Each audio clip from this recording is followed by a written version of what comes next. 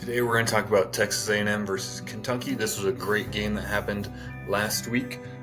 We're going to discuss some great things I thought both sides showed and how they complemented other facets of the game. Let's go. We're going to start with Kentucky, and the first thing that I love that Kentucky does is they love to get the ball to the inside and allow the getting the ball to the inside, or the threat of getting to the inside, to create opportunities on the outside.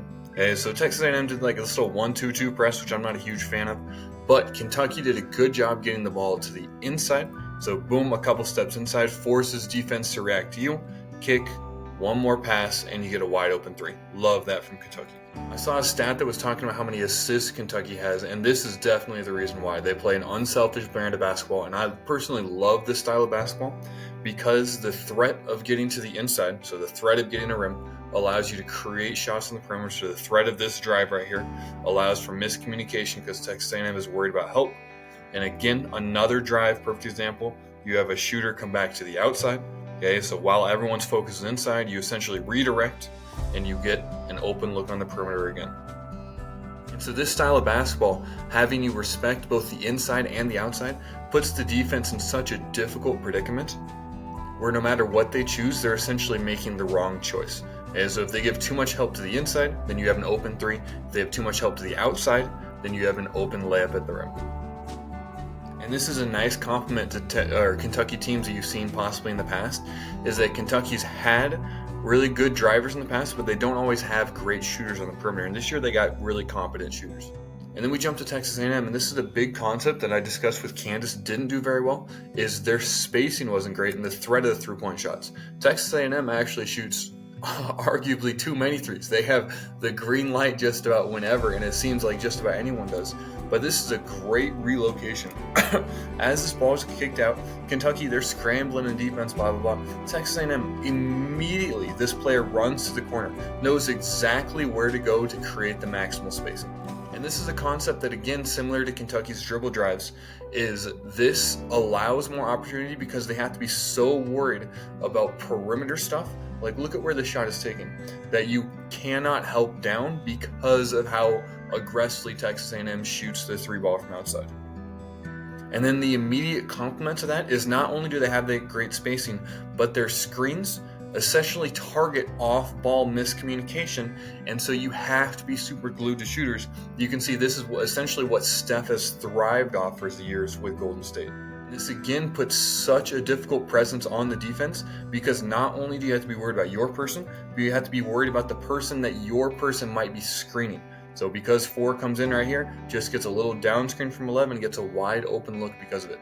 And again, this constant strain on the defense gives Texas A&M an advantage when they're on offense because the defense isn't sure what to expect. They have great spacing, and they have to be constantly worried about off-ball screens like this or little flare screens like that.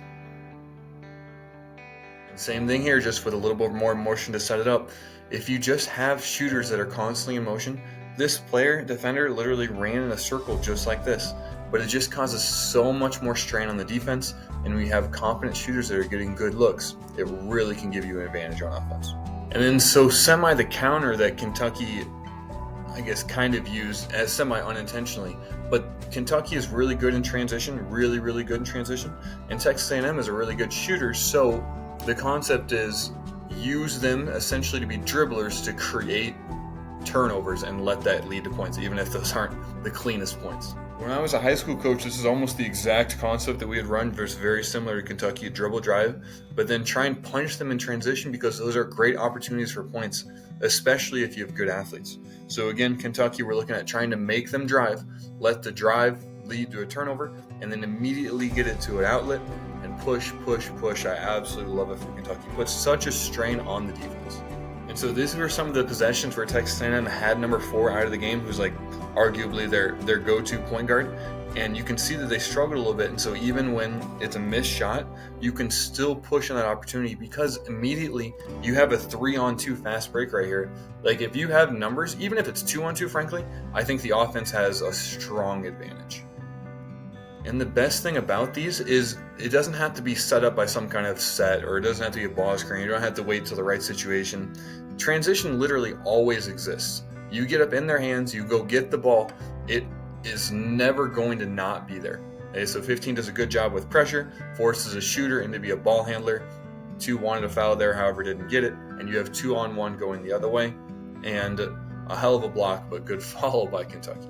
And then the final concept I wanted to touch on by Texas A&M, which is really, really high level, is this player right here for Texas A&M. He is a shooter. He is objectively a good shooter, and that is what he's most in the game for. Okay, so what does him setting a ball screen cause?